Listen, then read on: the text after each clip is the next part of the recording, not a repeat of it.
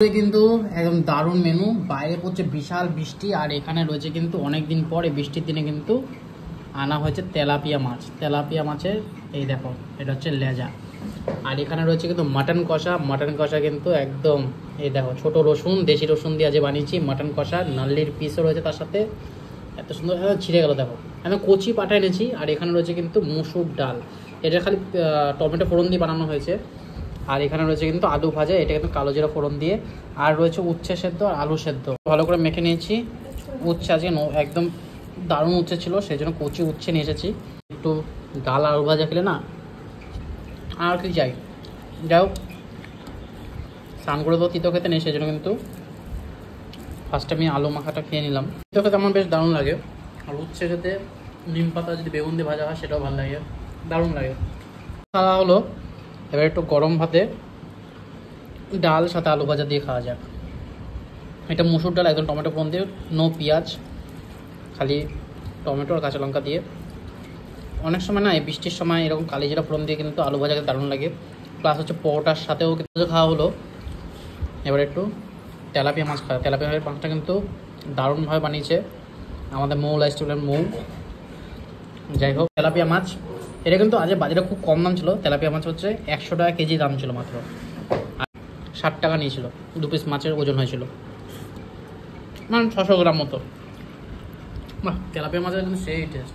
যদি বর্ষাকালে তেলাপিয়া মাছ, কই মাছের কিন্তু টেস্ট হেভি সুন্দর হয়, দারুণ লাগে খেয়ে।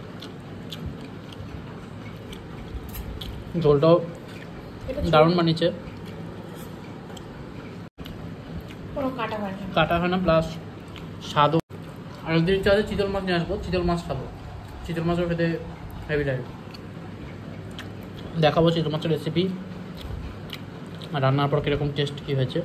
কমপ্লিট। এবার ভাতের সাথে একটু কিন্তু কচি পাঠার মাংস খাবো। আমি রেয়াজি খাই না, রেয়াজি আনিও না। কচি পাঠা কিন্তু মজাই আলাদা। আর নানলি পিস একদম ছেড়ে গেছে দেখো। যাই হোক, একটু মাটন দেখিয়ে দেখি। আর এখানে রয়েছে কিন্তু এরকম রসুন, এটা এরকম ছোট গোটা রসুন দিয়েছি। একটু খেয়ে দেখা যায়। যা মাটন তো সেই লাগছে খেতে।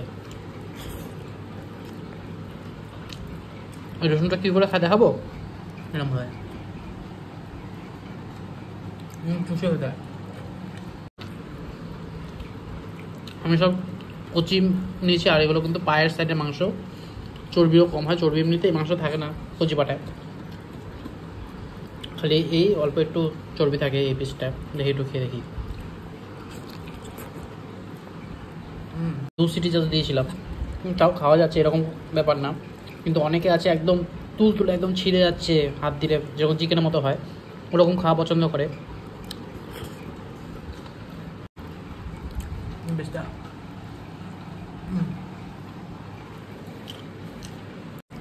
মাঝে মধ্যে খাও ঠিক আছে, কিন্তু বেশি খাও, রেগুলার খাও, ওইসব উচিত না।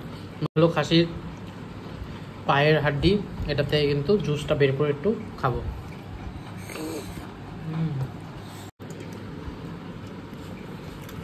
আজকের খাওয়া এখানেই শেষ।